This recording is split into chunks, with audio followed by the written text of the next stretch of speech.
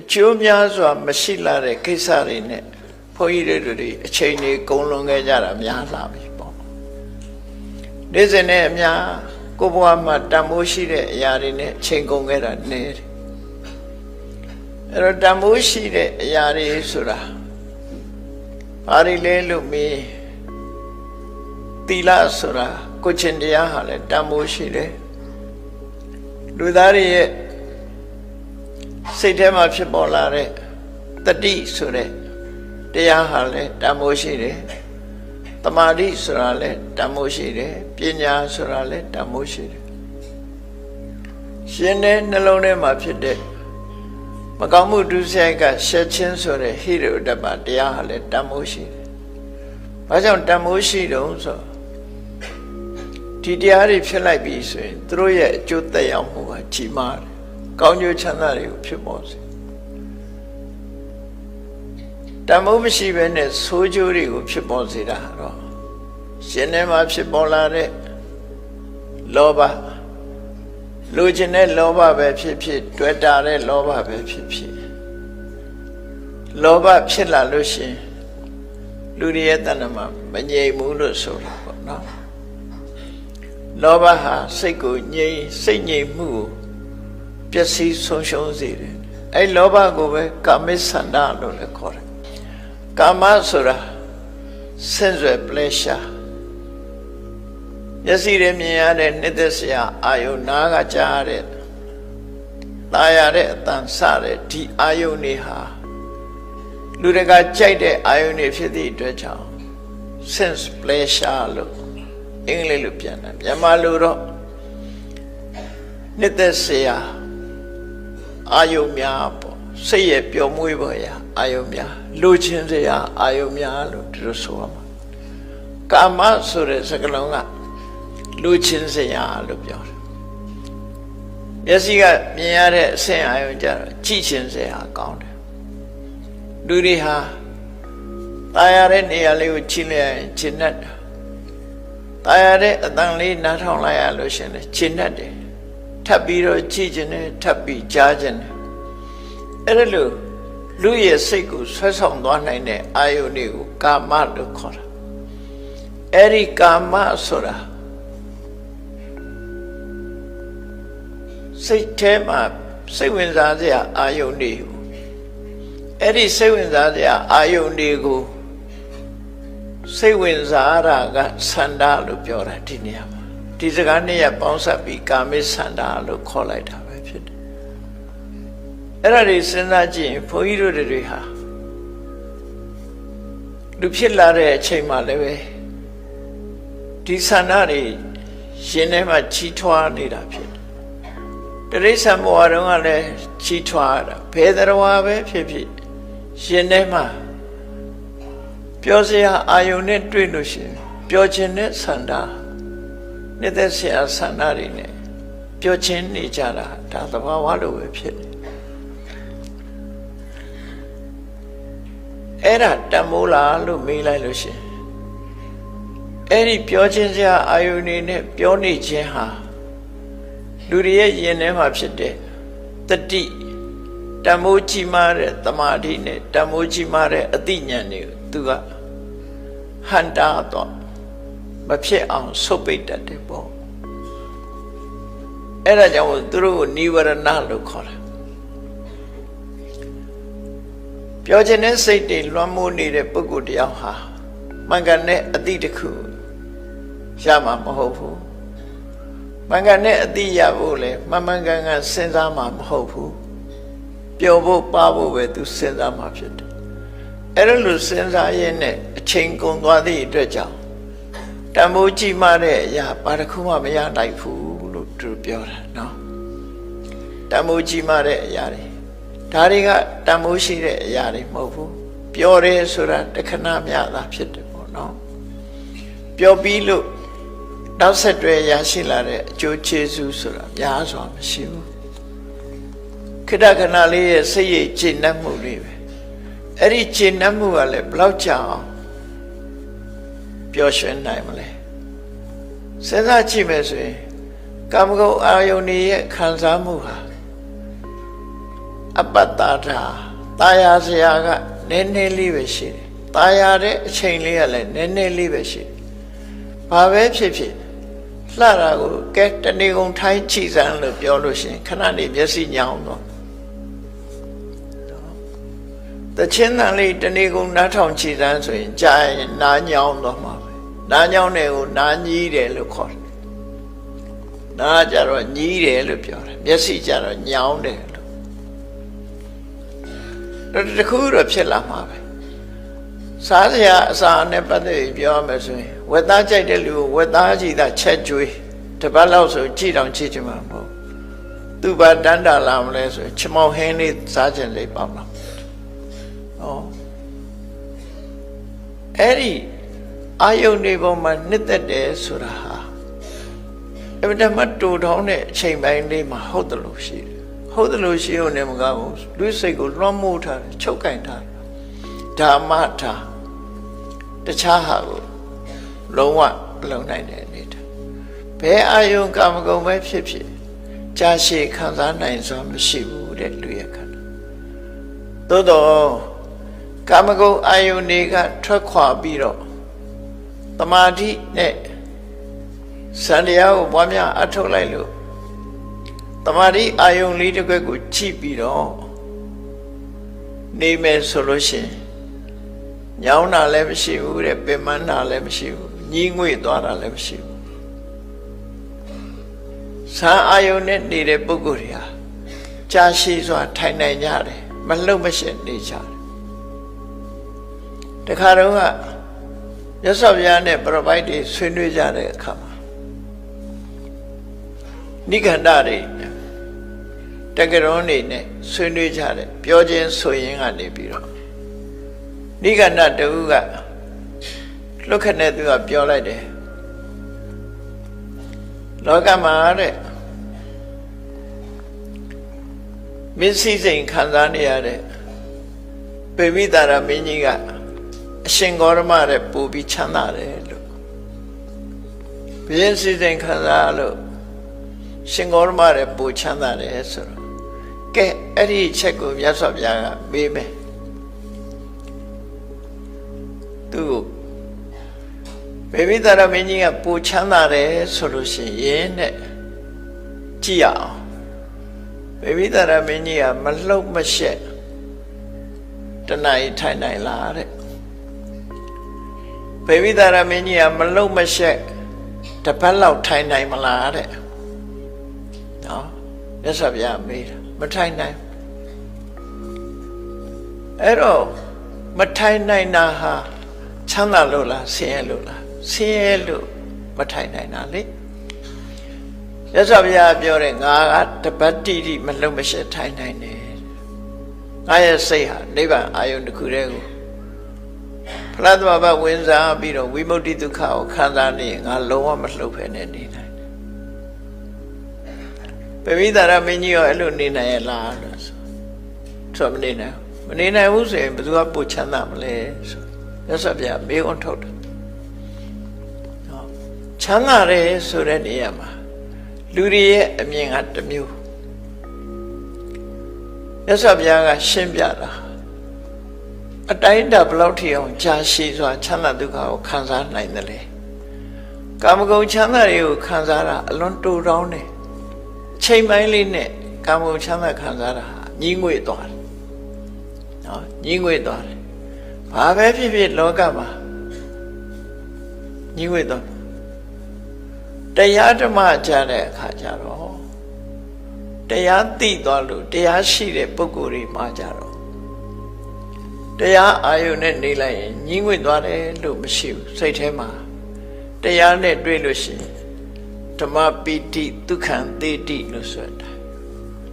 ဓမ္မပိတိနဲ့သို့မဟုတ်တရားတိဟုသောအမြတ်ရည်စင်ကိုတောက်သုံးလိုက်ရတဲ့ပုဂ္ဂိုလ်ဟာချမ်းသာတယ်တရားဓမ္မကိုနှစ်နှစ်ခြိုက်ခြိုက်နေရတဲ့ပုဂ္ဂိုလ်ချမ်းသာဘာကြောင့်ချမ်းသာတာတော့လို့ဆိုချမ်းသာမှုကဘလို့ကွာသွားတာတော့ဆိုကာမဂုဏ်အာယုန်နဲ့ခံစားမှုကဇောစိတ်တန်းနေတဲ့အချိန်လေးလောက်ပဲသူကကာမဂုဏ်အာယုန်ထဲမှာจิตနဲ့တလို့ရှိတယ်ပြီးလို့ရှိရင်လူရဲ့ ခန္ဓာကိုယ်ရဲ့ချမ်းသာဒုက္ခတွေဟာကြာဆုံးပြီးပျောက်ကွယ်သွားတာဖြစ်တယ်ခဏလေးပဲချမ်းသာဒုက္ခကာမဂုဏ်အာယုံကထွက်တဲ့စံချမ်းသာကိုခံစားမယ်ဆိုလို့ရှိရင်ဘယ်နှနာရီခံစားဘယ်နှနာရီဇန်တရားနဲ့ဇန်ရှုမှတ်ပွားနေလူဟာမလုံမရှားပဲနဲ့ငြိမ်သက်အေးချမ်းစွာနေထလာတော့လေလန်းဆန်းတို့ဆိုလို့ပေါ့နော်ကာမဂုဏ်အာယုံခံစားလို့ဝမ်းသာတယ်လို့ဆိုပဲထလာတဲ့အခါကျတော့ဒီလန်းဆန်းမှုတွေမရှိတော့အကုန်လုံးအဲ့ဒါလို့ကွဲပြားခြားနားမှုတွေအများကြီးရှိတယ်ဒါကြောင့်မို့တကယ်တရားနဲ့တရားဓမ္မရဲ့အရသာကိုခံစားရတဲ့ပုဂ္ဂိုလ်ကကာမဒုက္ခကိုဒုက္ခလို့မသတ်မှတ်ဘူး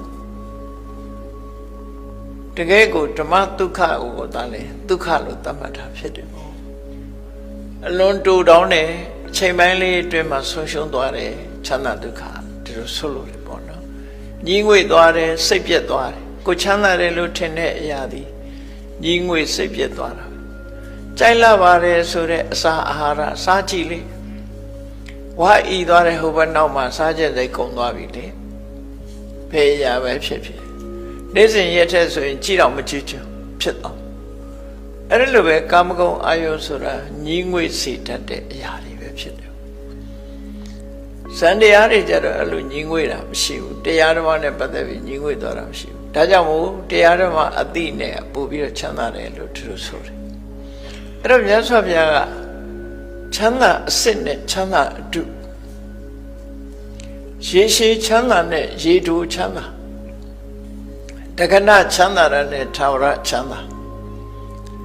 အဲ့ဒါနှစ်ခုတန်ဖိုးသိထားတာဖြစ်တယ်အနှစ်သာရလို့ဆိုတာဟာကြာရှည်လဲခံရမယ်ခိုင်မာမှုလည်းရှိတယ်အဲ့ဒါမှအနှစ်သာရတန်ဖိုးရှိတဲ့အရာယဟန်တော်တွေဟာလမ်းသွားရင်ပြောနေကြတဲ့စကားတွေကဘာတွေတော့ဆိုဘယ်လမ်းကကောင်းတယ်ဘယ်လမ်းကမကောင်းဘယ်လမ်းကဟုတ်လားဆူးကြောင်ခလုတ်တွေများတယ်ဘယ်လမ်းကတော့မြေကျန်းတယ်ဘယ်လမ်းကတော့ခြိုင်းတွေချင်းတွေပေါ်တယ်အဲ့ဒါလို့လမ်းအကြောင်းတွေပြောတော့မြတ်စွာဘုရားကယဟန်တွေကိုဆုံးမတဲ့စကားရှိတယ်တဏိပတိတဏံဝောဘိခွေဓွာယံကရဏီယံတဏိပတိတဆိုတာနှစ်ယောက်ဆုံပြီးပြီဆိုရင်အနည်းဆုံး2ယောက်ပေါ့နော်2ယောက်ဆုံပြီးတာတဏိပတိတတဏိပတနာတဏိပတိတနာဟောဘိခွေ2ယောက်ဆုံပြီးပြီဆိုရင်ဓွာယံကရဏီယံမင်းတို့2မျိုးပဲလုပ်သင့်တယ်2ယောက်တွေ့ရင်2မျိုးပဲလုပ်ရမယ်အဲ့ဒီ2မျိုးကဘာလို့ဆိုဓမ္မိကထာဝါတမိုးရှိတဲ့တရားနဲ့ပတ်သက်တဲ့စကားရင်လည်းပြောတယ်ကိုပြောတဲ့အကြောင်းအရာဟာတမိုးရှိတဲ့တရားဓမ္မနဲ့ပတ်သက်တဲ့အကြောင်းအရာပဲဖြစ်ရမယ်အဲ့ဒီလိုမှမဟုတ်ဘူးဆိုလို့ရှိရင်လေအရိယောဝါတုန်နိဘာဝကပ္ပဋ္ဌာန်းနှလုံးသွင်းပြီးတော့ Nobel Silence နဲ့နေပါသူဆိုဒါမြတ်စွာဘုရားဆုံးမလေးရှိတယ်အဲ့တော့မြတ်စွာဘုရားဆုံးမတဲ့ခဏိလောကသားတွေရဲ့အမှုအကျင့်နဲ့နှိုင်းယှဉ်ကြည့်နှစ်ယောက်ဆုံးပြီးရင်ဗာပြောအတင်းပြောကြတာနော်နှစ်ယောက်ဆုံးပြီးရင်အတင်းပြောဘာသာကြားပြီလားစာပြောချင်နေတာတစ်ချက်တယောက်အကြောင်းပြောချင်လားကြားပြီလားဆိုရင်ပြောပြီးသားမှတ်ပြီးတော့တယောက်နဲ့တယောက်ဆုံပြီးလို့ဘယ်သူကပြင်တော်လိုက်တာဘယ်သူကဘာဖြစ်သွားတဲ့နဲ့ချီးမွမ်းစကားပြောလို့ရှိရင်ဟိုတယောက်ကမထောက်ခံဘူးဘာဖြစ်လာလဲဆိုမသိပါဘူးကွာဒါပေမဲ့တော်တယ်အဲ့လူကဒါပေမဲ့ဆိုတာလာရင်တော့အပြစ်ပြောပြီးသားမှတ်ပြီးတော့နော် however လို့တက်လာပြီဆိုရင်အဲ့ဒါအတင်းပြောခြင်းပဲဖြစ်တယ်ဒါလူတွေရဲ့အကျင့်ကဒီတိုင်းဖြစ်တာ အဲ့ဒါမှနေလို့ထိုင်လို့အဆင်ပြေသလိုဖြစ်နှစ်ယောက်တွေ့ပြီဆိုရင်တင်ပြောကောင်းပြောလိုက်မယ်သို့မဟုတ်တခြားကိစ္စတွေပြောခြင်းပြောမယ်သူ့ကြောင့်သူ့ကြောင့်ပါလာရင်တော့တယောက်ကချီးမွမ်းရင်နောက်တယောက်ကထောက်ခံခြင်းမှခံအဲ့ဒါလို့အနေထားမျိုးတွေရှိလို့မြတ်စွာဘုရားတဏိပဋိတဏံဝဘိက္ခွေဒွါယံကရဏီယ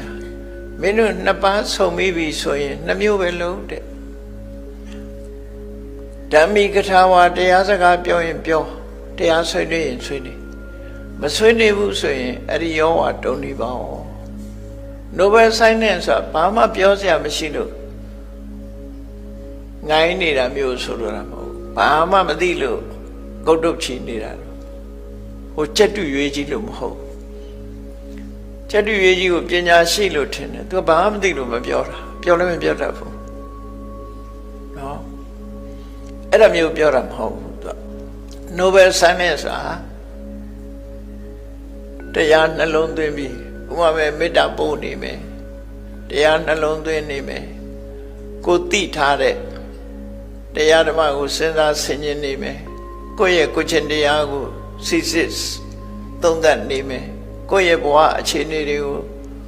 ဆင်ခြင်သုံးသပ်နေမယ်အဲ့ဒါအရိယောဝတုံနေပါဘောလို့ခေါ်တယ် Noble Silence ငုတ်တုတ်ကြီးဒီတိုင်းဟိုတောင်တွေးမြောက်တွေးနေတာမျိုး Noble Silence လို့ပြောတာမဟုတ်ဘူးเนาะ Noble Silence Noble Silence ဆိုတာသူ့မှာကောင်းမြတ်တဲ့အာယုတစ်ခုနဲ့ငြိမ်နေတာစကားမပြောဘဲနဲ့ငြိမ်နေတာအဲ့ဒါ Noble Silence အဲ့ဒါလို့မြတ်စွာဘုရားကဆုံးမဩဝါဒပေးတာသို့တော်ယဟန်တွေဟာပုထုဇဉ်တွေဆိုတခါတရံမှာသူတို့ကြုံတွေ့ခဲ့တဲ့အရာတွေကိုရှောက်ပြောလေးရှိကြတယ်တခါတော့ကဆိုရင်ယဟန်တွေဟာဘာတွေပြောကြတော့ဆို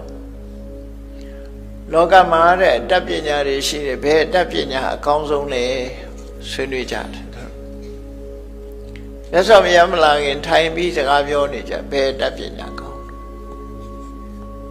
တချို့ပြောတယ်လေခာသိပ္ပစာရေးခြင်းအတတ်ကောင်းတယ်အခရသိပ္ပအခရစလုံးတွေကိုဖတ်တဲ့အတတ်ကောင်းတယ်စသဖြင့်ကိုထင်ရမြင်ရတတ်ပညာတွေနဲ့ကောင်းတာပြောနေကြတော့မြတ်စွာဘုရားလာတဲ့အခါမှာဘာတွေပြောတော့ဆိုအဲ့ဒီတတ်ပညာတွေအဲ့တော့မြတ်စွာဘုရားကဆုံးမတယ်အဲ့ဒီလိုဟာမျိုးတွေပြောနေပဲအစားတရားစကားပဲပြောသင့်တယ်နော်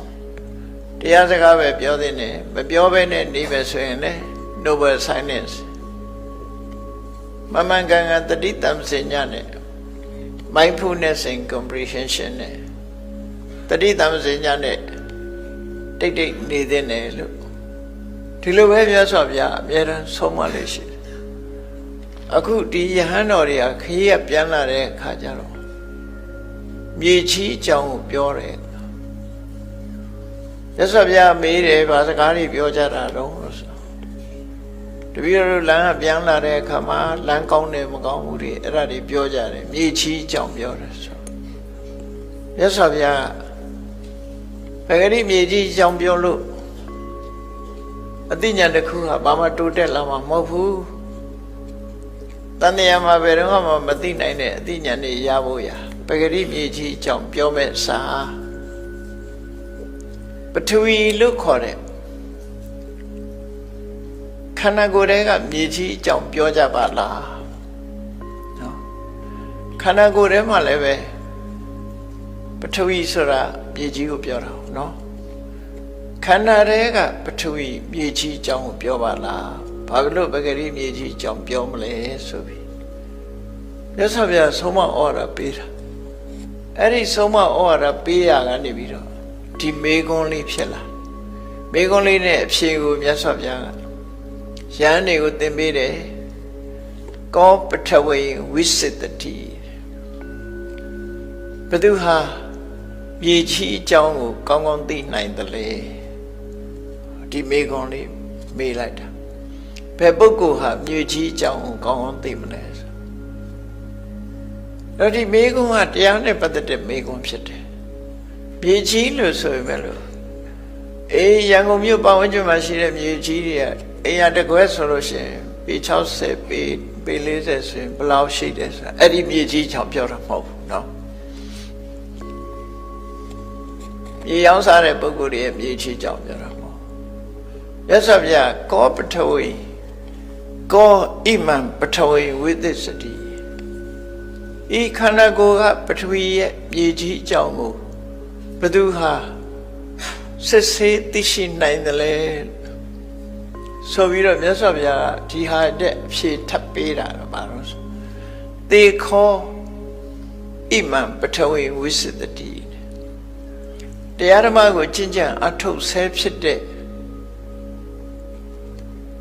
ပုဂ္ဂိုလ်တွေဟာသေခပုဂ္ဂိုလ်လို့ခေါ်တယ်တရားဓမ္မကျင့်ကြံကြိုးကိုအထုတ်နေတဲ့ပုဂ္ဂိုလ်တွေဟာဒီခန္ဓာကိုယ်ဆိုတဲ့အစ္ဆဒပထဝီလို့ခေါ်တယ်ခန္ဓာကိုယ်ထဲမှာရှိတဲ့မြေကြီးအကြောင်းကိုကောင်းအောင်သိတယ်လို့ဆိုကဲဒါဖြင့်ပဂရိမြေကြီးအကြောင်းကိုမပြောနဲ့ကိုယ်ခန္ဓာကိုယ်မှာရှိတဲ့အတုံးအခဲအမာအုပ်စုမြေကြီးဆိုဒီမှာတရားမီယာဖြစ်တာကိုပြောသူရဲ့ခန္ဓာကိုယ်ထဲမှာလည်းပဲပထဝီဓာတ်လို့ခေါ်ရတဲ့အတုံးခဲအမာတွေဟာ20ရှိတယ်နော်32ခောဓာတ်ထဲမှာအတုံးခဲအမာတွေဟာ20ရှိတယ်အဲ့ဒီ20အကြောင်းကိုပြောရမယ်ဒါဝိပဿနာရှုခိုင်းတာပဲနော်ဝိပဿနာရှုခိုင်းတာဘုန်းကြီးတို့တွေကိုယ်မျက်စိနဲ့လည်းမြင်လို့ရတဲ့ဟာက9ခုရှိတယ်ဘာလို့ဆိုရင်ဆံပင်မွေးညင်ခြေသက်လက်သက်သွားအရှိလူရဲ့ခန္ဓာကိုယ်မှာအဲ့ဒါလဲအတုံးခဲသဘောတွေဖြစ်သည့်အတွက်ကြောင့်မျက်စိနဲ့မြင်ရတဲ့အတုံးခဲသဘောတွေဖြစ်လို့ဘုန်းကြီးတို့တွေရဲ့ခန္ဓာကိုယ်မှာကြည့်လိုက်ခေါင်းကစားကြည့်လိုက်တော့ဆပင်ရှိတယ်ခေါင်းပေါ်ပေါက်တဲ့ဟာကိုဆပင်ကေတာတခြားနေရာမှာပေါက်တာတွေကိုလောမှာမွေးညင်းလက်ဖြားခြေပြားမှာရှိတာတွေကခြေသက်လက်သက်ပါးစပ်ထဲမှာရှိတာသွားနော်အပေါ်ယံကကွတ်ထားတယ်ဖြူတယ်မဲတယ်ပြောကြတယ်အရေးဟောအဲ့ဒါလူခန္ဓာကိုယ်မှာရှိတဲ့ပထဝီပဲတဲ့မြတ်စွာဘုရားလူခန္ဓာကိုယ်မှာရှိတဲ့ပထဝီမာတဲ့သဘောတရားအလုံးဟာအဲ့ဒီပေါ်မှာဉာဏ်နဲ့ရုပ်ခန္ဓာတွေဟာအဲ့ဒီပေါ်မှာစုပြီးတော့နေကြတယ်စုပြီးတော့နေတာဖြစ်တယ်ပေါ့ဓာတ်ကြီးလေးပါးနဲ့ဖွဲ့စည်းထားဖြစ်လို့အဲ့ဒါကိုဘယ်သူသိအောင်ကြိုးစားနေတာလဲဆိုလို့ရှိရင်တိခပုဂ္ဂိုလ်တွေကကြိုးစားတယ်သိအောင်ကြိုးစားနေတာအဲ့သိအောင်ကြိုးစားတယ်ဆိုတာသောတာပန်ပုဂ္ဂိုလ်လည်းသိအောင်ကြိုးစားတော့မယ်ဘာဖြစ်လို့သိအောင်ကြိုးသောတာပန်ပုဂ္ဂိုလ်ကပထဝီမသိဘူးလားလို့ဆိုသူ့မှာသိเสียကြမ်းနေသေးတယ်ဒါမှကြိုးစားနေတယ်ယန္နာဖြစ်သွားရင်သိပြီးသွားပြီလို့ပြောမယ်နော်ယန္နာမဖြစ်သေးရင်သိခယန္နာဖြစ်သွားရင်အသိခပြောမယ်ဆိုရင်သူဟာသူတေသနာလုံးနေတော့မှရှိသေးတယ်သိခပုဂ္ဂိုလ်ဆိုတာဒါမို့ trainee လို့ခေါ်တယ်သင်္นานယူနေတဲ့ပုဂ္ဂိုလ်တွေလို့သောတာပန်ကနေပြီးတော့အနာဂတ်ထိအောင်ပုဂ္ဂိုလ်နဲ့ပြောမယ်ဆိုရင်အဲ့ဒီပုဂ္ဂိုလ်တွေဟာဓမ္မသင်္นานကိုယူနေစေပုဂ္ဂိုလ်တွေဖြစ်လို့သိခပုဂ္ဂိုလ်လို့ခေါ်တယ်သီလလည်းပဲဖြစ်ကျင်နေတော့ဖြစ်တယ်တမာတိကိုလည်းလေ့ကျင့်နေတော့ပဲဖြစ်တယ်ပညာဟာလည်းပဲမပြည့်စုံသေးလို့လေ့ကျင့်နေတော့ပဲဖြစ်တယ်ယန္နာဖြစ်သွားပြီဆိုရင်လေ့ကျင့်မှုမလို့တော့အလုံးပြည့်စုံသွားပြီလေ့ကျင့်ခန်းတွေပြည့်စုံသွားပြီဒါကြောင့်မို့ယဟန္တာပုဂ္ဂိုလ်တွေကအလုတ်ပြီးသွားပြီဆိုရင်ကတံကရဏီယံလှုပ်ရှားတွေငါလှုပ်ပြီးပြီနာပရံအိဋ္ဌတယဒါအတွက်နောက်ထပ်လှုပ်ဖို့မရှိတော့ဘူးလို့ယဟန္တာပုဂ္ဂိုလ်တွေကကိုယ့်ကိုယ်သိတယ်သောတာပန်စတဲ့သောတာပန်သက္ကရာကအနာဂတ်ဆိုတဲ့ပုဂ္ဂိုလ်တွေဟာလှုပ်ရှားတွေနဲ့ကြည့်ပဲရှိနေတယ်ပုထုဇဉ်ဆိုတာထဲပဲပြောနေတော့နော်လှုပ်ရှားတွေကြံဒါမို့ဒီမြေကြီးကို ဘသူသိအောင်ကြိုးစားနေတာလဲဆိုရင်သောတပန်သဂရကအနာဂတ်နေပုထုဇဉ်ကစပြီးသောတပန်သဂရကအနာဂတ်နေဟာသိအောင်ကြိုးစားနေကြတော့မှရှိသေးတယ်အဲ့တော့ဘုန်းကြီးတို့တွေရဲ့ခန္ဓာကိုယ်မှာကြည့်လိုက်ပဲဆိုရင်ဆံပင်မွေးခြင်းခြေသက်လက်သက်သွားအရှိဒါကမျက်စိနဲ့မြင်ရတဲ့အပေါ်ယံကြည့်လို့ရတဲ့အရာနော်အသားအကျော်အယိုးချင်စီအညုတ်၅ခုအဲ့ဒါကြအတွင်းရောက်သွားပြီနော်နှလုံးအသက်အမေးအဖြစ်အဆုပ်အတွင်းထဲကကလိစားတယ်ဥမဥသိသသစ္စာဟောင်းအုံနောက်အောင်ဆိုအဲ့ဒါပထဝီဓာတ်20လို့ခေါ်တယ်ဒီခန္ဓာကိုယ်ထဲမှာဓာတ်တွေဟာငါမဟုတ်ဘူးပထဝီပဲနော်ပထဝီဓာတ်တွေကြီးပဲလို့ဝိပဿနာဉာဏ်မှာအဲ့လိုရှုမြင်သုံးသပ်တာတစ်ခုစီတစ်ခုစီဟာသူ့နာမည်နဲ့သူလှုပ်လိုက်တဲ့အခါကျတော့လူရဲ့ပုံပန်းတရံပျောက်သွားပြီးတော့တရားဝါဆိုတဲ့အမှတ်တင်ညာပျောက်အောင်လုပ်ရမှာဖြစ်တယ်တရားဝါဆိုတဲ့အမှတ်တင်ညာဖြစ်ရင်ချစ်ချင်းမုန်းချင်းလာနေမှာတရားဝါဆိုတာပျောက်သွားရင်ချစ်တာမုန်းတာပျောက်သွားနော်လူတွေမှာချစ်ချင်းမုန်းချင်းဆိုတာဟာချစ်ချင်းမုန်းချင်းဆိုတာဘာကိုပြောတာတော့လို့လောဘနဲ့ဒေါသကိုပြောတာလောဘဒေါသလာနေဥမှာပဲအဲ့ဒီအမြင်ပြောက်သွားအောင်ဒုက္ခနာကိုမှာပထဝီဓာတ်20ပဲရှိတယ်ဒီ20ရှိတယ်လို့ဒီလိုရှုမှတ်ပွားများခြင်းအပြင်တရားဆိုတဲ့အနေထားပြောက်သွားပြီငါဆိုတာလည်းမရှိတော့ဘူးသူတော်ဆိုတာလည်းမရှိတော့ဘူးเนาะအဲ့ဒီပုံတရံပေါ်မှာဆွဲပြီးတော့ဖြစ်တဲ့ချစ်ချင်းမုန်းခြင်းဆိုတဲ့တဏှာနဲ့ဒေါသရာဂနဲ့ဒေါသဒီနှစ်ခုပျောက်ကွယ်သွားတယ်ဒီလိုဆိုလို့လည်းပေါ့เนาะအဲ့ဒါကြောင့်ကောဣမံပထဝီဝိသတတိအစ္ဆဒပထဝီလို့ဆိုတဲ့ခန္ဓာကိုယ်တွေကပထဝီဓာတ်သဘာဝတရား20ကိုဘသူဟာသိအောင်ကြိုးစားနေတာလဲဆိုသေခောဣမံပထဝီဝိသတတိကျင့်စေပုဂ္ဂိုလ်ဟာသိအောင်ကြိုးစားနေတယ်ယဟနာပုဂ္ဂိုလ်ကြတော့သိပြီလို့ပြောအောင်သိအောင်ကြိုးစားနေတာဒီပုဂ္ဂိုလ်တွေပဲတည်တည်ချာချာသိအောင်ကြိုးစားနေတယ်လို့သူဆိုတယ်ရှမလောကိသဣမံတတိဝကံဒါကဩဃတလောကနဲ့ပတ်သက်လာတာရှမလောကဆိုတာရှမမင်းရဲ့လောကလို့အဓိပ္ပာယ်ရတော့အပယ်လေးပုံကိုရည်ညွှန်းလိုက်တဲ့စကားရှမလောကိသဣမံတတိဝကံနတ်ဘုံပြမဘုံနဲ့တကွလူဘုံအပဝင်ရှမလောကကြီးကိုဘယ်သူသိအောင်ကြိုးစားနေသလဲဆိုရင်နော်ဒီမေကုန်းကိုတော့သိခေါ်ပဲကျင့်စေပုဂ္ဂိုလ်တွေဟာသိအောင်ကြိုးစားနေတဲ့ပုဂ္ဂိုလ်တွေဖြစ်တယ်လို့မြတ်စွာဘုရားမေကုန်းလေးနဲ့အဖြေလေးတွေကိုပေးတာပဂတိမြေကြီးအကြောင်းသိလို့တန်မြာဝကမလွတ်ဘူးတဲ့နော်လူရဲ့ခန္ဓာကိုယ်မှာရှိတဲ့ပထဝီကိုသိမှတန်မြာဝကလွတ်နိုင်မယ်ဒီအဓိပ္ပာယ်ကိုရှင်ညွှန်းတာပေါ့နော်ဒီအဓိပ္ပာယ်ကိုရှင်ညွှန်းတာဒါကြောင့်မို့ဩဃတလောကနဲ့ပတ်သက်လာလို့ရှင်လည်းပဲအမှန်သိဖို့ကြိုးစားနေတာဟာဘယ်ပုဂ္ဂိုလ်လဲလို့ဆိုရင်သေခပုဂ္ဂိုလ်တွေပဲကောဓမ္မပဒံသုတိတိတံမြတ်စွာဘုရားမှန်ကန်ကန်ဟောပြထားတဲ့ဓမ္မအပုပ်တရားအပုပ်ဓမ္မပဒဆိုတာဓမ္မအစုမြတ်စွာဘုရားဟောထားတဲ့ဓမ္မအစုအဲ့ဒါတွေကိုဘယ်သူသိမလဲဘယ်သူသိအောင်ကြိုးစားနေတာလဲတိက္ခပုဂ္ဂိုလ်တွေပဲကြိုးစားနေပုရုဇဉ်ကတော့လုံးချမှလုံးမှလေသိအောင်ကြိုးစားချင်မှကြိုးတိက္ခပုဂ္ဂိုလ်တွေကြတော့သေခောဣမံဓမ္မပဒံသေခောဓမ္မပဒံသုတိတိတာသေခပုဂ္ဂိုလ်ဟာသိအောင်ကြိုးစားနေတာဖြစ်တယ်အဲ့တော့ဓမ္မပဒတရားအစုဆိုတာဘာကိုပြောတာတော့ဆိုလို့ရှိရင် ဘုန်းကြီးတို့တွေရဲ့ယင်ထဲမှာချမ်းသာကြွယ်ဝနေတာတွေကဘာတွေတုံးဆိုလို့ရှိရင်လောဘတွေဒေါသတွေမောဟတွေအဲ့ဒါတွေကချမ်းသာကြွယ်ဝတယ်နေ့စဉ်နဲ့အမျှအတိုးတွေတက်လာနော်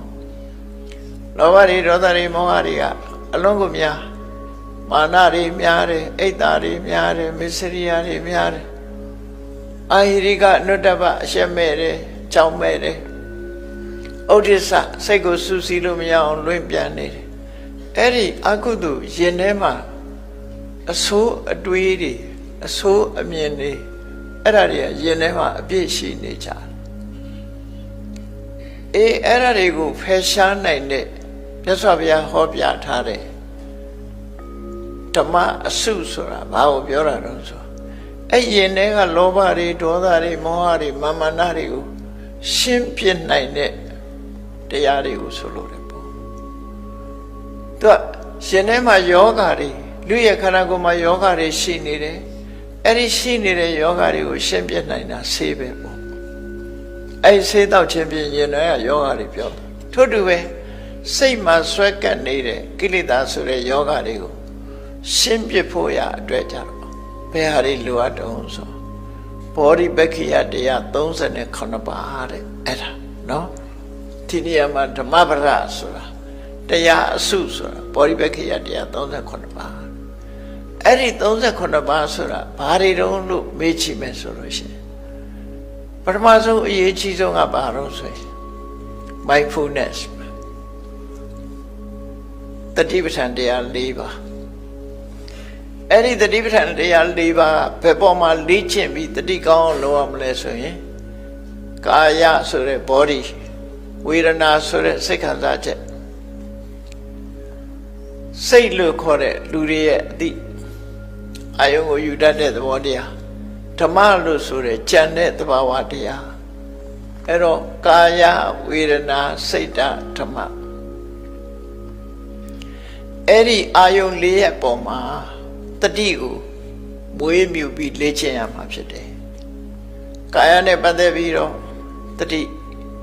ကောင်းစိတ်ခံစားချက်နဲ့ဝေဒနာနဲ့ပတ်သက်တာကိုတတိကောင်းကိုယ်စိတ်နဲ့ပတ်သက်လာတဲ့အခါမှာလောဘတွေဖြစ်များသလားဒေါသတွေဖြစ်များသလားကိုယ့်ကိုစိတ်ကိုချက်ကပ်လောက်တာဟောချက်ကပ်လောက်တာအဲ့ဒါလို့လောက်တာစိတ်တ ानु ပတနာဘောဓိနဲ့ပတ်သက်ပြီးတော့ချက်ကပ်လောက်တာကာယ ानु ပတနာခံစားမှုနဲ့ချက်ကပ်လောက်တာဝေဒနာ ानु ပတနာ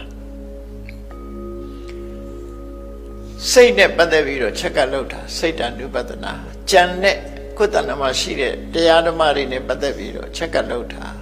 ဓမ္မ ानु ပတနာလို့တတိကိုအဲ့ဒီကာယဝေဒနာစိတ်ဓမ္မဆိုတဲ့အာယုံ၄ရပ်နဲ့မွေးမြူကြီးထွားလောက်အောင်ကြိုးစားအထောက်ခြင်းအဲ့ဒီတရားကိုမြတ်စွာဘုရားဘသူတွေသိအောင်ကြိုးစားနေတာလဲဆိုသိက္ခာပုဂ္ဂိုလ်တွေတတိနဲ့မှဒါတွေကဖယ်ရှားလို့ရမှာနောက်ပြီးတော့ဘာလို့ဆိုရင်တတိပဋ္ဌာန်၄ပါးပြီးရင်တမ္ပပဋ္ဌာန်၄ပါးတမ္ပပဋ္ဌာန်၄ပါးဆိုတာဘာလဲကြိုးစားအထောက်မှု၄ရပ်ဒီစကလုံးကတမ္ပပဋ္ဌာန်ဆိုတာမှန်ကန်စွာကြိုးပမ်းအထောက်မှုဆိုတာဘုန်းကြီးတို့အထောက်တာမှန်ကန်ကြိုးစားအထောက်နေတာဟုတ်ကဲ့လားမှန်ကန်စွာကြိုးစားအထောက်မှုဆိုတဲ့ဘောင်ကဘယ်လိုကန့်တတ်ထားလဲဆိုဥပမာတစ်ခုပြောမယ်ကိုယ့်ရင်ထဲမှာထိခနဲ့ဆိုဒေါသဖြစ်တတ်တဲ့အလေးထားရှိတတ်တယ်လူတွေမှာနော်ကိုမကြိုက်တာလို့ရင်ဒေါသဖြစ်တယ်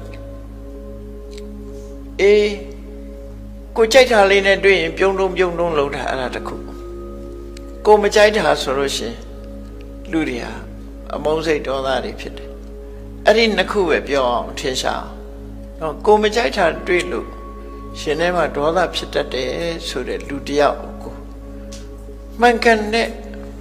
ကျိုးပန်းအထောက်မှုဆိုတာဘာပြောတာတော့ဆိုရင်ကိုယ်ရင်ထဲမှာမကြိုက်တာတွေ့လို့ဒေါသဖြစ်တတ်တယ်ဆိုရင်ဒေါသမဖြစ်အောင်ထိမ့်သိမ့်တာဒါကျိုးပန်းမှုတစ်ခုဖြစ်တတ်တဲ့ဒေါသဒီအာယုန်နဲ့တွေ့ရင်ဒေါသဖြစ်လာတယ်အဲ့ဒီအာယုန်နဲ့တွေ့လဲမဖြစ်အောင် ဆောင်စည်းရမယ်ဒါကိုတန်ဝရလို့ခေါ်တယ် restraint လို့ပြောတာနော် restraint ဆိုတာအမှန်တမ်းအရေးကြီးထိန်းချုပ်ရမိတောင်မှလောင်ရင်ထိန်းချုပ်တာမဟုတ်လားမိလောင်တော့ပဲဆိုမိဆိုထိန်းချုပ်တာအဲ့ဒါလိုပဲဒေါသကိုယ့်ရင်ထဲမှာဖြစ်မလာအောင်ထိန်းချုပ်ထားတယ်ဖြစ်လာပြီဆိုလို့ရှိရင်နှိပ်ကွက်ဖယ်ရှားရှင်ထဲမှာမေတ္တာမဖြစ်သေးဘူးဆိုဖြစ်အောင်ကြိုးစားဖြစ်လာတဲ့မေတ္တာတရားကြီးထွားလာအောင်ကြိုးစားဆိုလိုတာမကောင်းတာကြလို့ရှိရင်စောင့်စည်းဖို့ကြိုးစားဖြစ်လာရင်နှိပ်ကွက်ဖို့ကြိုးစားအဲ့ဒီကြိုးစားမှုနှစ်ရပ်ရဲ့ကောင်းတာဆိုလို့ရှိရင်မဖြစ်သေးတာဖြစ်အောင်ကြိုးစားခြင်းဖြစ်လာတာကိုတိုးတက်များများလောက်ကြိုးစားခြင်းဆိုဒါကြိုးစားမှု၄ရပ်ကိုသမဗ္ဗရံလို့ခေါ်တယ်အဲ့ဒီနည်းနဲ့ကြိုးစားသွားမယ်ဆိုလို့ရှိရင်ရှင်ထဲမှာအဆိုးတရားတွေကပျောက်မသွားပြီဘူးလားဒီလိုလုံးမဆိုပျောက်သွားမှာပဲသိကြခုနကတတိနဲ့စောင့်ကြည့်တယ်သူတို့တတိနဲ့စောင့်ကြည့်တယ်ကိုယ့်ရင်ထဲမှာဒေါသရှိလားမရှိလားကြည့်စောင့်ကြည့်နေတာအဲ့တော့စောင့်ကြည့်လို့တွေးလာပြီဆိုရင်မဖြစ်အောင်ကြိုးစားမယ်ဖြစ်လာလို့ရှိရင်ဖယ်ရှားဖို့ကြိုးစားမယ်ကောင်းတဲ့တရားတွေမဖြစ်သေးရင်ဖြစ်အောင်ကြိုးစားမယ်ဖြစ်လာလို့ရှိရင်တိုးတက်အောင်ကြိုးစားမယ်ဆိုဟောတတိပဋ္ဌာန်တရား၄ပါးသမဗ္ဗရာန်တရား၄ပါးဒီနည်းနဲ့ကြိုးစားအေးရင်ထဲကဖြစ်လာတာလဲဟာငါစိတ်တူတယ်စိတ်တူတတ်တယ်ငါလာမထိနဲ့ငါလာမစမ်းနဲ့ဆိုပြီးတော့ဂုံယူဝင်ကြွားလက်မထောင်နေလို့ရှင်တော့ပိုးဆိုးလာမှာပဲမြောက်ပေးတယ်လေလူတွေကကိုယ်လည်းမြောက်ပေးတာပဲလို့ငါစိတ်တူတတ်တယ်နော်ဆိုတာချင်းချောက်လိုက်သေးတယ်ကြံတဲ့လူအဲ့ဒါလို့စိတ်တူတာကိုဂုံယူပြီးချင်းချောက်တယ်အဲ့ဒါလို့မဟုတ်ဘဲနဲ့မကောင်းတဲ့စိတ်တွေကိုအခုနီးနဲ့သမ္မပ္ပဒနဲ့နှိပ်ကွက်လိုက်မယ်ဆိုပျောက်သွား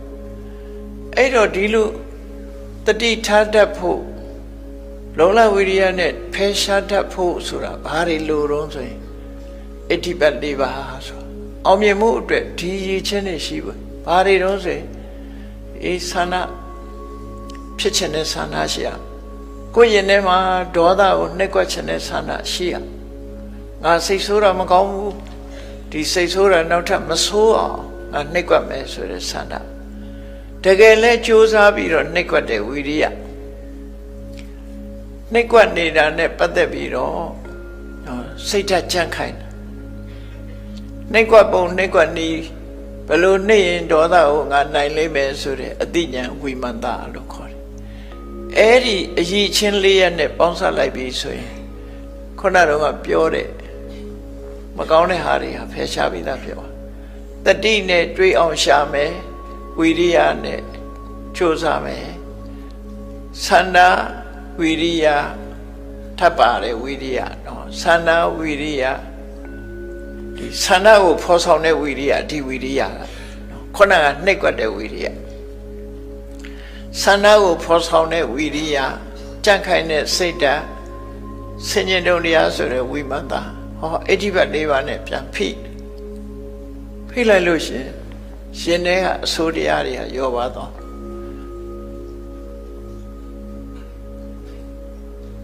အဋ္ဌိပတ်နောက်တစ်ခါအရည်ချင်းတွေပါလေရှိတော့ဆိုရင်သူကိစ္စသူမှာအပိုင်နိုင်လုံနိုင်တာကိုဣန္ဒြေလို့ခေါ်တယ်ဣန္ဒြိယရဲ့အဓိပ္ပာယ်ကစိုးပိုင်ခြင်းလို့အဓိပ္ပာယ်ရတယ်စိုးမိုးအုပ်ချုပ်နိုင်ခြင်းလို့အဓိပ္ပာယ်ရတယ်ဥပမာနားလည်အောင်ပြောမယ်ဆိုရင်တတ္တဝိရိယတတိသမารိပညာလို့ဣန္ဒြေ၅ပါးရှိတယ်ယင်ထဲမှာတရားကယုံကြည်တဲ့နေရာမှာသူကအုပ်ချုပ်တယ်သူဖြစ်မှယုံကြည်တယ်ကျန်တဲ့ဟာတွေကပဲယုံကြည်တာအဲ့တော့သူကိစ္စကိုသူပိုင်နိုင်တယ်သူဆိုလို့ယုံကြည်ခြင်းကိစ္စမှာတရားဆောင်ရွက်တယ်ဝိရိယကကြိုးပမ်းအထောက်ခြင်းကိစ္စမှာဆောင်ရွက်တယ်တတိကအာယုစူးစိုက်မှုပေါ်မှာဆောင်ရွက်တယ်တမာတိကစိတ်တည်ငြိမ်မှုကိစ္စပေါ်မှာဆောင်ရွက်တယ်ပညာကအမှန်တရားကိုသိမှုပေါ်မှာသူကချီးစိုးတယ်လို့ဆိုအဲ့ဒီဣန္ဒြေ၅ပါးနဲ့လေ့ကျင့်ပွားများလိုက်မယ်ဆိုရင်အဆိုးတရားတွေကိုတွန်းလှန်ဖယ်ရှားဖို့ရအခြေအနေကောင်းကြီးတစ်ခုရသွားတရားဆိုတဲ့ယုံကြည်ချက်ရှိတယ်ဝ ဝိရိယဆိုတဲ့ကြိုးပမ်းအထောက်မှုရှိတယ်တတိဆိုတာအာယုံဆိုင်တယ်တမာတိဆိုတဲ့စိတ်ကိုငြိမ်အောင်ထားနိုင်တယ်ပညာလို့ဆိုတဲ့အမှန်သိတယ်လို့ဆိုဟောအဲ့ဒါတွေကိုဘောဓိပက္ခိယတရားလို့ခေါ်တယ်အသိဉာဏ်ဖြစ်ဖို့ရာအတွက်ဒီစွမ်းအားတွေအသုံးချရမယ်နောက်တစ်ခါပါဝါလို့ခေါ်တဲ့ဗလတရား၅ပါးဆိုလည်းဒီ၅ပါးပဲသူတို့ဟာအရေးကြီးလို့စိုးပိုင်တာလဲသူတို့ပဲခွန်အားဟာလဲသူတို့ပဲတတ္တဝိရိယတတိသမာဓိပညာဟောဒီခွန်အား၅မျိုးကိုအသုံးချလိုက်တယ်ဟောတတိပဋ္ဌာန်၄ပါးသမဗ္ဗပဋ္ဌာန်၄ပါးအဋ္ဌိပတ်၄ပါးဣန္ဒြေ၅ပါးဖို့၅ပါးပြီးတဲ့အခါကျတော့ဘုဇင်9ပါးဒီမှာလည်းပဲအသိဉာဏ်ဖြစ်ဖို့အတွက်တတိဟာထပ်လိုအပ်လာလို့တတိတန်ဖို့စဉ်ဓမ္မဝိဇ္ဇာတန်ဖို့စဉ်စူးစမ်းလေ့လာတတ်တဲ့ပညာဝိရိယတန်ဖို့စဉ်ကြိုးပမ်းအထောက်မှုပီတိတန်ဖို့စဉ်စိတ်ရဲ့ခြေနှက်အာရမှုကိုဖြစ်ပေါ်စေတဲ့ပီတိတမာတိတန်ဖို့စဉ်ပတ္တိတန်ဖို့စဉ်ကိုယ်ရောစိတ်ပါငြိမ်းချမ်းမှုတမာတိတန်ဖို့စဉ်စိတ်အာယုန်တစ်ခုပေါ်မှာတည်ငြိမ်မှုနဲ့ဥပိ္ပခတန်ဖို့စဉ်တဘာဝတရားတွေဟာညီလူညီမျှဆွမ်းဆောင်မှုပေးခြင်းဆိုတယ်ဒီဘုဇင်9ပါးနဲ့ပံပိုးလိုက်တဲ့အခါမှာအတိညာဟာထက်တဲ့ထက်ထက်လာလို့ဆိုလို့ပြီးတဲ့အခါကျတော့မဂ်ခင်10ပါးအမှန်မြင်ခြင်းအမှန်တွေးတောတတ်ခြင်းမနာပြောမနာလို့မနဲ့အသက်မွေးဖို့ပေါ်မှာအခြေခံခြင်းနဲ့မှန်စွာကြိုးစားအားထုတ်ခြင်းနဲ့မှန်ကန်တဲ့အမှတ်ရမှုမှန်ကန်တဲ့သတိထားမှုလို့တမမှန်ကန်တဲ့စိတ်တည်ငြိမ်မှုလို့ဆိုရဲမဂ္ဂင်10ပါးအလုံးပေါင်းလိုက်တဲ့အခါဘောဓိပက္ခိယတရား38ပါးလို့ခေါ်တယ်အဲ့ဒီ38ပါးကိုဒီနေရာမှာတေခောဣမံဓမ္မပဒံသူထေတိတံဒီတရားတွေသိဖို့ကြိုးစားနေတဲ့ပုဂ္ဂိုလ်တွေဟာသေခါပုဂ္ဂိုလ်တွေပဲဖြစ်တယ်လို့ဆိုလိုတယ်ပေါ့တန်မိုးထားတော့ဒါတွေနဲ့ဘယ်ဟာတွေကိုရှင်းပြဖို့လဲဆိုရင်ရှင်ထဲမှာရှိနေတဲ့လောဘတွေဒေါသတွေမောဟတွေမာမနာတွေဆိုရင်စိတ်ကိုပူလောင်စေတတ်တဲ့စိတ်ရဲ့အညစ်အကြေးဖြစ်တဲ့အကုသိုလ်တရားတွေကိုရှင်းပြဖို့ဟောဒီတရားတွေကိုသုံးချရမယ်လို့ဆိုလို့ရှင်ထဲမှာတင်တိုက်စစ်စင်တာပေါ့အကောင်းနဲ့အဆိုးဆိုတာအမြဲတမ်းတိုက်နေတာပဲเนาะတစ်ခုနဲ့တစ်ခုအဲ့တော့တာမန်ပုဂ္ဂိုလ်တွေကအဆိုးတွေကိုလက်ခံထားပြီးအကောင်းတွေကိုမမွေးမြူတဲ့အခါကျတော့အဆိုးရဲ့လွှမ်းမိုးမှုနဲ့တန်တရားထဲမှာတဝဲလဲလဲနဲ့မွေးလိုက်ဟာအိုးလာလိုက်ဟာတည်သွားလိုက်ဟာနောက်ထပ်ပြန်မွေးလိုက်တန်တရားရဲ့ဟိုဆင်းရဲတွေကိုတဝဲလဲလဲခံပြီးထွက်ပေါက်မရအောင်ဆင်းရဲဒုက္ခတွေကိုကြုံနေကြ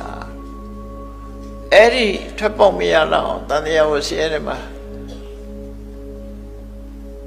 ထပ်ပေါက်လမ်းစရှာမတွေ့တာဟာအခုပြောတဲ့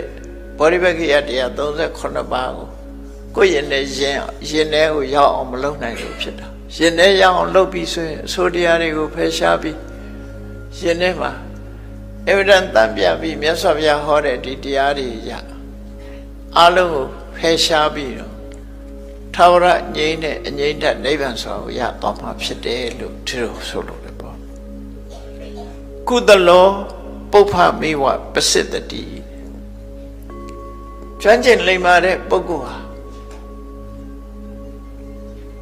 အလှပန်းတွေကိုရွေးချယ်ပြီးတော့စီစစ်တဲ့ပုဂ္ဂိုလ်ပန်းတွေရဲ့အရွယ်အစားကိုရွေးချယ်ပြီးတော့တိကုံးမဲ့ဆိုရင်ပန်းကုန်းကလှတယ်အဲ့ဒါလို့မဟုတ်ဘဲနဲ့ဖြောက်တော့တွေ့ရပန်းကုန်းကိုကောက်ပြီးပုံမဲ့ဆိုရင်သေးတာသေးချီတာချီပွင့်တာပွင့်မပွင့်တာအဖူးကပါဆိုတော့ပန်းကုန်းကြီးကမလှအပွင့်ညီညီလေးတွေကိုလိမ္မာကျွမ်းကျင်တဲ့ပုဂ္ဂိုလ်ဟာပန်းလှဆင်တတ်တဲ့ပုဂ္ဂိုလ်ဟာအယောင်ကလည်းစုံတယ်အပွင့်ကလည်းလှတယ်ဆိုတာမျိုးလုပ်လိုက်ရင်ချစ်ပြောရှုပြောဖြစ်တယ်အဲ့ဒါလိုပဲလိမ္မာကျွမ်းကျင်တဲ့သေခါပုဂ္ဂိုလ်တွေဟာဒီတန်တရားဝဆင်းရဲတဲ့မှာဖြစ်နေတဲ့မလှမပရုပ်ရဆင်းရဲဖြစ်နေတဲ့အရာတွေကိုဖယ်ရှားပြီးလှပအောင်ရွေးချယ်နိုင်တဲ့ပုဂ္ဂိုလ်တွေဖြစ်တယ်လို့လောကမှာမလှမပဆင်းရဲဒုက္ခကြာရောက်နေခြင်းဟာအမှန်မသိခြင်းကြောင့်ဖြစ်တာဒါကြောင့်မြတ်စွာဘုရားကဒီဒေသနာတော်ကိုဟောတဲ့အခါမှာ ကောဣမံပထဝေဝိစ္စတတိဤမြေခန္ဓာကိုယ်ကပထဝီဓာတ်ကိုဘယ်သူဟာအမှန်သိအောင်ကြိုးစားနေသလဲယမလောကိသဣမံတတိဝကံနတ်ပြည်နတ်လောကလူလောကနဲ့တကဝါသောဒီ32ဘုံဩဃတလောကကြီးကိုဘယ်သူတွေဟာအမှန်သိပြီးကြော်လွှားဖို့ရအတွက်ကြိုးစားနေသလဲကောဓမ္မပရံသူထေတိတံကုသလောပုပ္ပမိဝပစိတ္တိရသော်ဗျာဟောကြားထားတဲ့ကောင်းမြတ်တဲ့ဒီတရားတွေကိုဘယ်လူဘယ်ပုဂ္ဂိုလ်ဟာရွေးချယ်ပြီးတော့ကိုယ်နဲ့တင့်တော်အောင်ကျင့်သုံးနိုင်သလဲကျင့်သုံးနိုင်မလဲလို့ဒီလိုမေးခွန်းထုတ်ပြီးတော့မြတ်စွာဘုရားကဖြေတဲ့အခါမှာဖြေပြတယ်တေခောဣမံပထဝေဝိစ္စတတိကျင့်စေဖြစ်တဲ့သောတာပန်သက္ကရာကအနာဂံပုဂ္ဂိုလ်တွေဟာခန္ဓာကိုယ်မှာရှိနေတဲ့ပစ္စဒပထဝီလို့ခေါ်တဲ့ပထဝီသဘာဝတရားတွေကိုသိရှိအောင်ကြိုးစားနေတဲ့ပုဂ္ဂိုလ်တွေဖြစ်တယ်။ဓာပြည်လောကနဲ့ငကွာသောတတ္တဩဃတလောကတတ္တလောကကြီးတစ်ခုလုံးကိုနားလည်သဘောပေါက်အောင်ကြိုးစားနေတဲ့ပုဂ္ဂိုလ်တွေဖြစ်တယ်။အလှပန်းတွေကိုရွေးချယ်သိကုန်းတယ်လို့ရှင်ထဲမှာလှဖို့ပဖို့ဘဝမှာလှပစေနိုင်တဲ့ဘောဓိပက္ခိယတရား38ပါးဆိုတဲ့တရားအစုတွေကိုရွေးချယ်ပြီးတော့တိခပုဂ္ဂိုလ်တွေဟာရွေးချယ်လှပအောင်ကြိုးစားနေကြတဲ့ပုဂ္ဂိုလ်တွေဖြစ်တယ်လို့မြတ်စွာဘုရားကဒီတရားကိုယဟန်တွေကိုဟောကြားဆုံးမခဲ့တာဖြစ်တယ်။အဲ့ဒီမှာမြေကြီးအကြောင်းပြောတဲ့ပုဂ္ဂိုလ်တွေကိုမြတ်စွာဘုရားကလမ်းဖြောင့်ပေးတာဖြစ်တယ်။အေးမြေကြီးနဲ့ပတ်သက်ပြီးတော့ပဂရိမြေကြီးအကြောင်းကိုမပြောနဲ့ပြောချင်ပြီဆိုလို့ရှိရင်တော့ခန္ဓာကိုယ်ထဲမှာရှိတဲ့မာတဲ့သဘောရှိတဲ့မြေကြီးအကြောင်းကိုဆွေးနွေးပြောဆိုကြရမှာဖြစ်တယ်လို့ဒီတရားကိုဟောတာဖြစ်တယ်။ဘုန်းကြီးတို့တွေစဉ်းစားကြည့်မယ်ဆိုရင်ကိုယ်ခန္ဓာကိုယ်မှာဓာတ်ကြီး၄ပါးသာရှိတယ်ဆိုတာအမှန်ကန်စဉ်းစားကြည့်လိုက်မယ်ဆိုရင်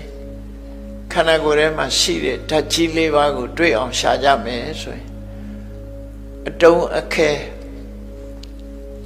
ဖြစ်နေတဲ့အရာမှန်သမျှကိုပထဝီဓာတ်လို့ပထဝီဓာတ်လွန်ခဲ့တဲ့အရာလို့ဆိုလို့တယ်။မှန်တော့သူတစ်ခုတည်းနေတာတော့မဟုတ်